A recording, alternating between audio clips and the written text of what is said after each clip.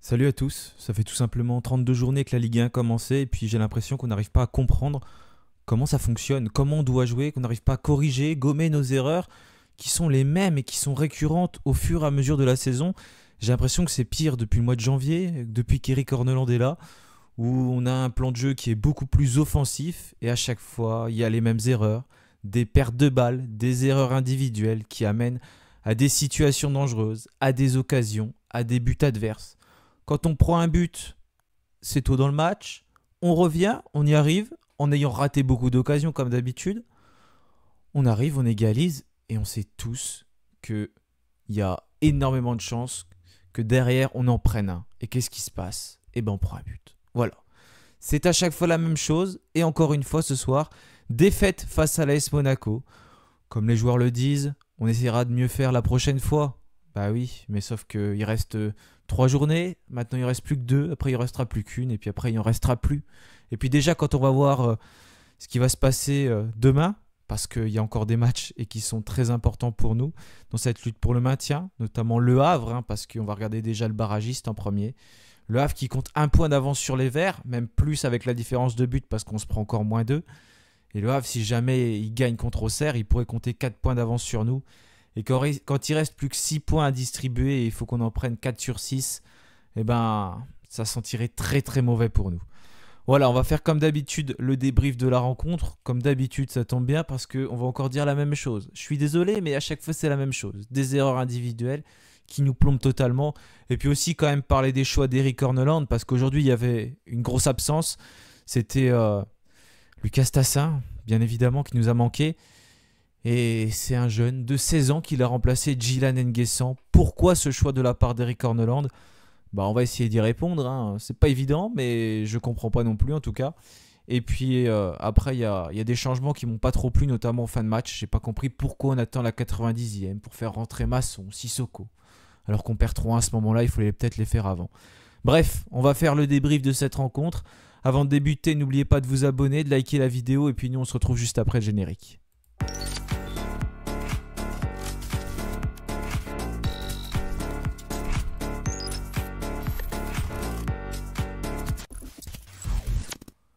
Voilà, comme d'habitude, le chaudron avait répondu présent. Là, s'il n'y a pas de questions à se poser, c'est par rapport aux supporters. Ils sont là, ils étaient 33-34 000 à encourager les joueurs du début à la fin, ils n'ont rien lâché.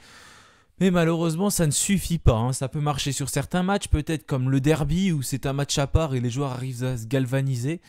Ben là, c'était un match tout autant important contre Monaco, et c'est peut-être même encore de plus en plus important parce qu'on arrive vraiment à la fin de la saison. Mais là, les joueurs, non. Toujours, toujours les mêmes erreurs. Gauthier Larsonneur était donc dans les buts stéphanois. Voilà. Bafetim Bigomis aux commentaires, c'était encore une fois exceptionnel. Ça, je suis désolé, mais je comprends pas ce qu'il dit des fois. Parce que j'ai l'impression, quand on l'entend, que tous les joueurs stéphanois ont fait un bon match. Il en a sorti 3, encore un bon match. Bon, effet que pour le coup, il n'a pas été mauvais. Bernauer, très bon. On a Petro, très bon. Larsonneur, très bon depuis le début de la saison. Faut peut-être regarder les matchs aussi, parce que franchement, quand on prend 3 buts par match, qu'on a 73 buts encaissés, je crois, bah c'est peut-être qu'il y a un souci quelque part aussi, hein. C'est pas que la défense. Gauthier Larsonneur a fait une belle parade ou deux aujourd'hui encore, mais il prend 3 buts et sur le deuxième, je suis désolé. Mais il est clairement pour lui aussi, hein. Il s'est mis des gouttes dans les yeux juste avant. Peut-être qu'il avait eu un problème pour voir, mais non, c'est pas possible. À chaque fois, on sait que c'est la même chose de toute façon. Et on prend encore 3 buts. Voilà, ça c'est 3 buts qui nous plombent complètement. Denis Sapia sur le côté droit. Bon, il faudra qu'on m'explique parce que Denis Sapia, j'ai pas du tout aimé son match. Beaucoup d'erreurs de placement, beaucoup d'erreurs dans les passes. Un joueur qui n'a pas été assez rapidement sur le porteur de balle adverse. Et puis même quand lui, il avait le ballon, j'ai le souvenir, je sais plus qui lui pique la balle à un moment donné. C'est peut-être Minamino. C'est Minamino, je sais plus. Non, c'est pas Minamino. C'est Enrique, je sais plus. À un moment donné, il a la balle, Denis Sapia, on a joué un coup franc. Il part. Et ben, je crois que c'est Enrique. Il a plus qu'à aller sur Apia, prendre le ballon et puis partir. Ça aurait pu être une occasion de but pour les Monégasques. Voilà, j'ai encore pas compris pourquoi Eric Orneland, ça fait 3-4 matchs maintenant, depuis le derby, qui ne met plus Masson. Je sais pas ce qu'il lui a fait, Ivan Masson, mais depuis qu'il a pris son carton, qu'il a suspendu pour le derby, eh ben, il a décidé de mettre Denis Sapia. Denis Sapia aurait fait des bons matchs et puis aurait mérité sa place. Bah, ça aurait été tout à fait normal qu'il le garde, qu'il soit dans le 11 de départ. Mais Denis Sapia n'a clairement pas rassuré. Je comprends pas, voilà, ce choix. Et en plus, il fait rentrer Masson à la 90e. Donc je comprends pas quel message il envoie. C'est clairement pas un message positif pour personne. Voilà. Bref, donc Denis Sapia sur le côté droit, donc qui a vécu un véritable calvaire. Les latéraux, on ne les a pas véritablement vus offensivement. Très peu de centres dans la surface de réparation adverse. Voilà, ça c'est quelque chose qui a manqué. On a essayé en début de match pourtant d'emmener des ballons sur le côté gauche avec Léo Petro qui avait bien entamé son match.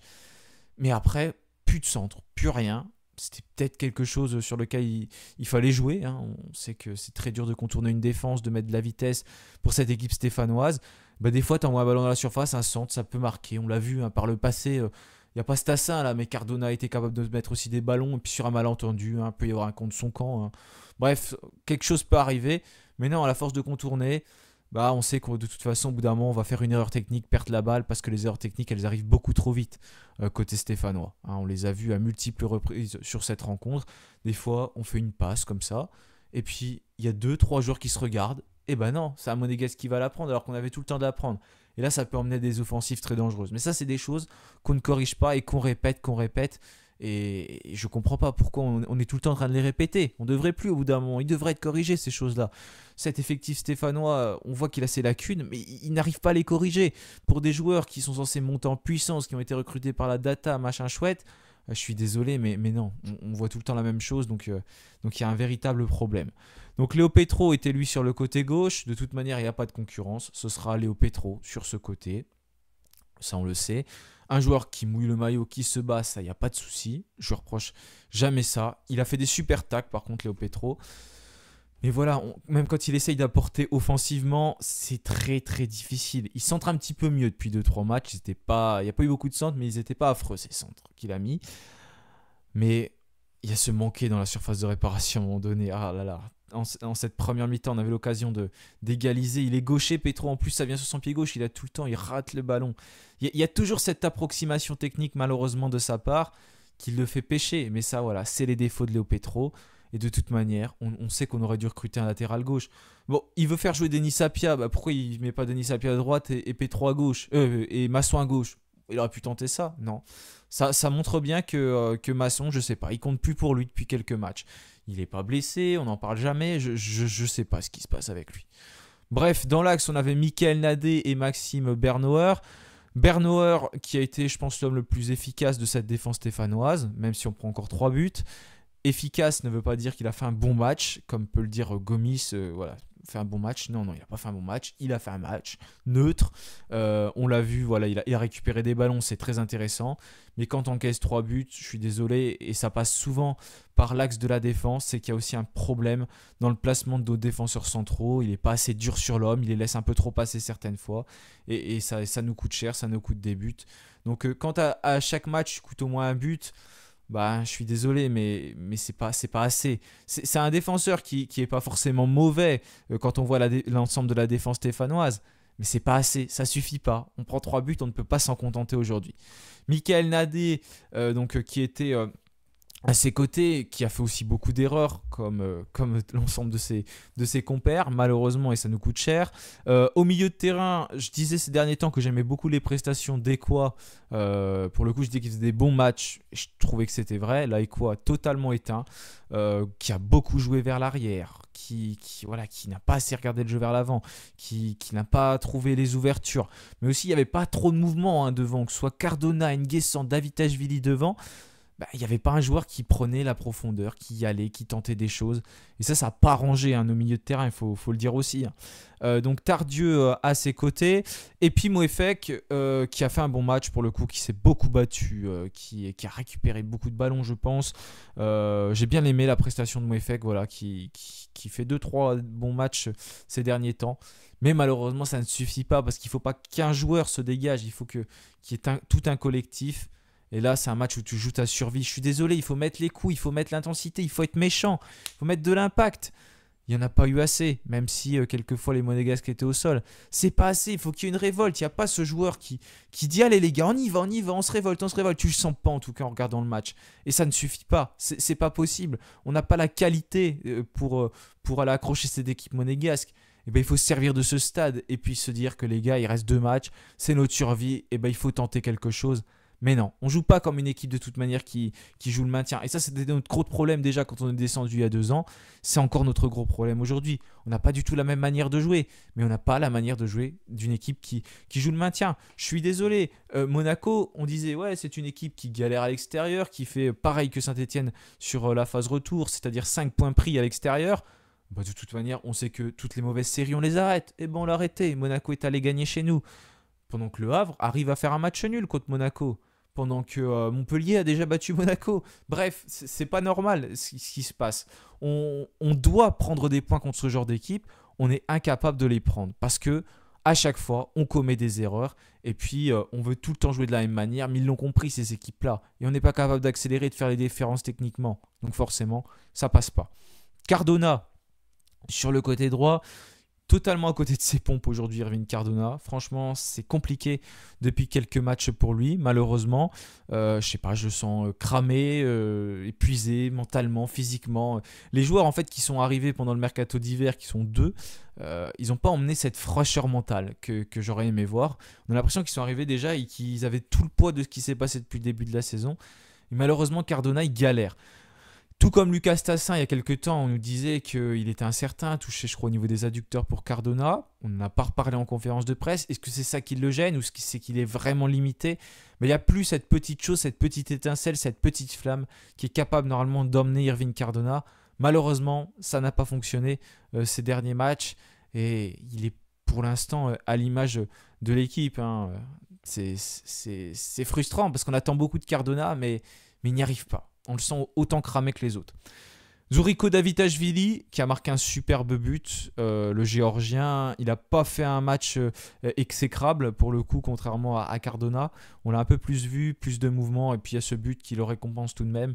Mais ça ne suffit pas, ça fait quand même 3-1 à la fin. Et N'Guessan, voilà. On peut revenir tout de suite sur ce choix. Je l'aime beaucoup, N'Guessan. J'ai pas de souci avec lui. C'est un joueur qui a 16 ans. Je ne peux pas me permettre de critiquer un joueur qui a 16 ans. C'est un joueur qui est né en 2008, ça veut dire, vous vous rendez compte, c'est très très jeune. Et puis là, il y a Lucas Tassin qui est absent, meilleur buteur stéphanois, je rappelle, hein, le palmarès de 2025, 11 buts marqués en 2025. Et tu dis à N'Guessan, Gillan, Lucas il est pas là, il peut pas jouer. Ça va être toi qui va être avant-centre. On l'a déjà vu N'Guessan en plus il y a quelques mois. Il n'était pas en pointe, plus sur un côté. Mais vous voyez qu'il était frêle physiquement, que c'était compliqué pour lui. Et c'est normal, il a 16 ans, il n'a pas cette expérience. Puis sur le banc, tu as des joueurs comme Sissoko, comme Wadji. Ce sont ces joueurs-là d'expérience qui t'emmènent quelque chose. Bah non, tu mets N'Guessan. On serait 10e de Ligue 1 et on n'aurait plus rien à jouer. Bah pourquoi pas, c'est le moment de le lancer. Mais là, il y a une énorme pression sur ses épaules. Il ne peut pas supporter ça. Tout le monde n'a pas ce caractère-là à cet âge-là. C'est tout à fait normal. On l'a senti, il a peur d'aller au duel. Il m'a fait un peu penser à Lucas Tassin en début de saison. Il a peur d'aller au duel, il n'ose pas mettre le coup, il a peur de faire une bêtise, mais c'est tout à fait normal. Mais non, c'est lui, et il joue 45 minutes aujourd'hui. 45 minutes de perdu, pour lui, pour nous. C'est pas bien, ça l'aide pas, c'est comme ça que tu le crames en plus mentalement. Et ben, il sort à la mi-temps pour faire rentrer Wadji, ce qui aurait dû être le choix logique du début de match. Wadji n'a pas été exceptionnel après, pas du tout même. Mais il aurait dû débuter le match, ça n'aurait pas été la même rencontre. Mais non, ce choix de mettre Gillan N'Guessan, c'est quelque chose que je ne comprends pas et qu'Eric Horneland a décidé de faire sur cette rencontre. Si vous comprenez, vous dites-le moi, mais franchement, je ne comprends pas. Alors qu'il y avait d'autres options. On aurait pu mettre Sissoko au début, il aurait pu mettre Wadji, il aurait pu mettre Ben Old à droite, Cardona dans l'axe. Il y avait au moins 3-4 autres solutions qui existaient, mais non, il a décidé de mettre ce jeune joueur là devant. Donc vraiment un choix qui pour moi n'est pas logique de la part d'Eric Horneland, et ça c'est une de ses premières erreurs ce soir. Et des erreurs, il y en a beaucoup, hein. Notamment celle de jouer de manière très offensive, ça nous coûte un but au bout de 2 minutes de jeu, nos joueurs sont devant, il y a un espèce de contre, et puis on fait n'importe quoi en défense. C'est pas normal, on a la deuxième je crois, hein. On a la 2e minute de jeu, voilà. Puis Caio Henrique, il n'a plus qu'à trouver à Kliouche, qui est tranquille, parce que tous les joueurs stéphanois sont dans le vent, il n'a plus qu'à conclure. C'est pas normal.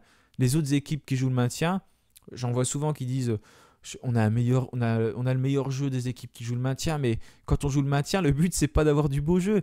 Des équipes comme Le Havre, comme Angers, comme Reims, ils ont l'habitude de ça, ils savent ce que c'est. Reims moins ces derniers temps, mais c'est une équipe qui avait quand même cette culture-là dans les années précédentes. Ils savent que voilà, il faut aussi savoir jouer la défense et être solide.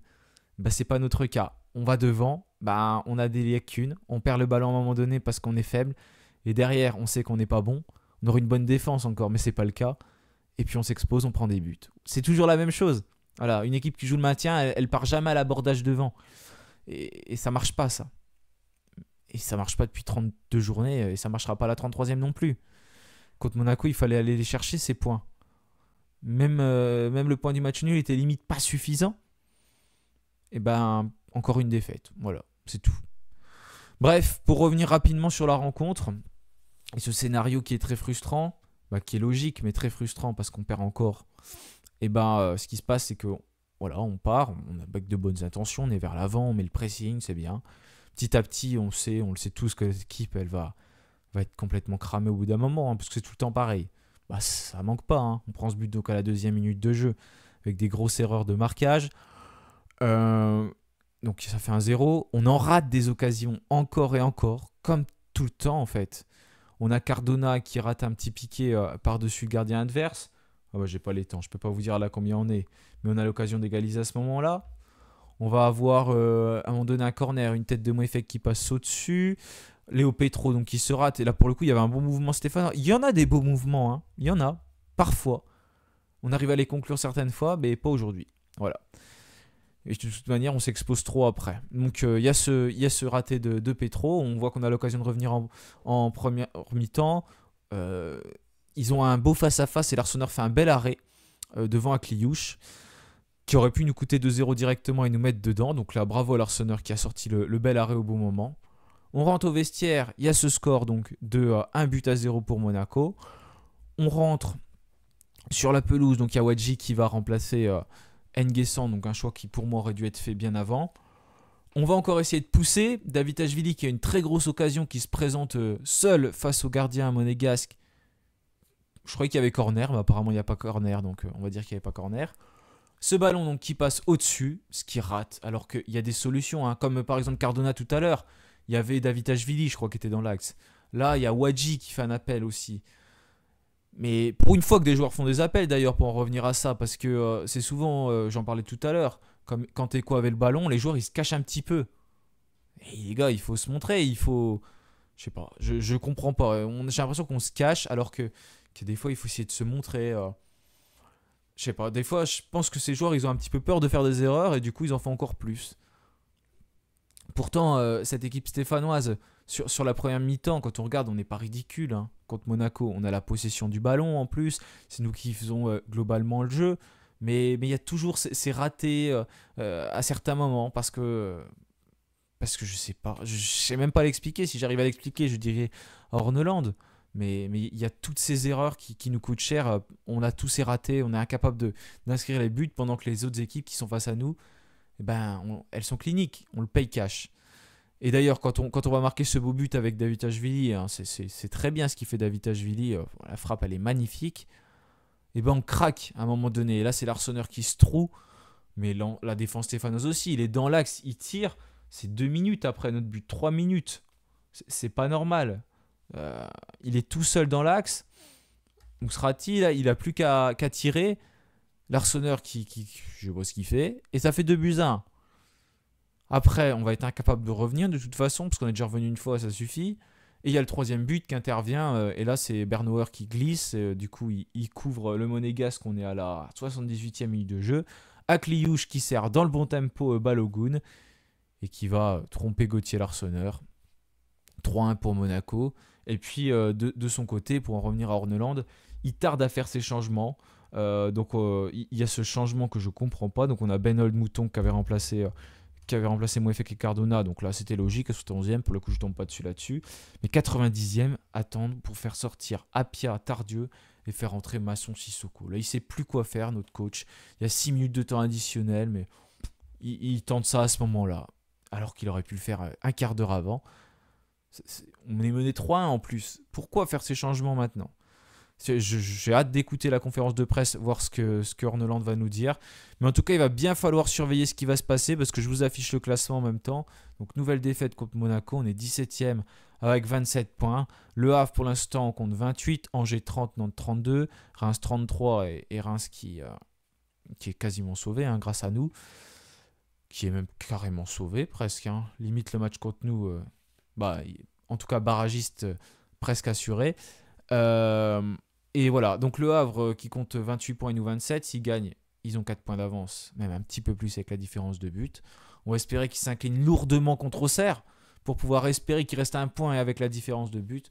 Et voilà, on n'est qu'à espérer à ça, mais au bout d'un moment, on dit que les autres équipes, elles sont pas loin de nous, mais il faut aussi prendre des points. Le calendrier du Havre, il est dur, il y a Marseille, il y a Strasbourg. Ouais, mais en attendant, nous, on ne gagne pas non plus, donc ça sert à rien. Ils peuvent affronter n'importe qui. Il faut qu'on prenne des points. Aujourd'hui, de toute façon, on a tout ce qu'on mérite. Monaco va peut-être jouer la Ligue des Champions, je leur souhaite en tout cas. Mais de notre côté, ça fait 32 journées qu'on n'arrive pas à prendre des points quand on en a pris que 27. C'est que notre place, elle est en Ligue 2, elle n'est pas en Ligue 1. Voilà. Donc si on descend en Ligue 2, ce sera tout à fait mérité, tout à fait normal. Et c'est le football, et c'est comme ça. Voilà. On va voir si on retrouve la Ligue 2 assez rapidement de toute manière. Donc match la semaine prochaine contre Reims, mais avant de parler de ce match, on va déjà voir ce qui va se passer ce dimanche. Merci à tous d'avoir suivi cette vidéo malgré tout. Nous on va rester fidèles, toujours derrière les Verts, même si on est très déçus de ce qui se passe. Mais en tout cas, pour l'instant, la première saison de Kilmer Sport, je pense qu'on peut tous dire que c'était un échec. Qu'il y ait maintien ou non à la fin de la saison, je ne reviendrai pas sur mes paroles, même s'il y a maintien des Verts, bien sûr, parce qu'on pouvait se mettre plus à l'abri quand même au mois de janvier en recrutant, mais ça n'a pas été le cas. Donc je comprends toujours pas ce qui s'est passé et aujourd'hui on a que ce qu'on mérite. Merci à tous, passez malgré tout un bon week-end et puis allez les Verts.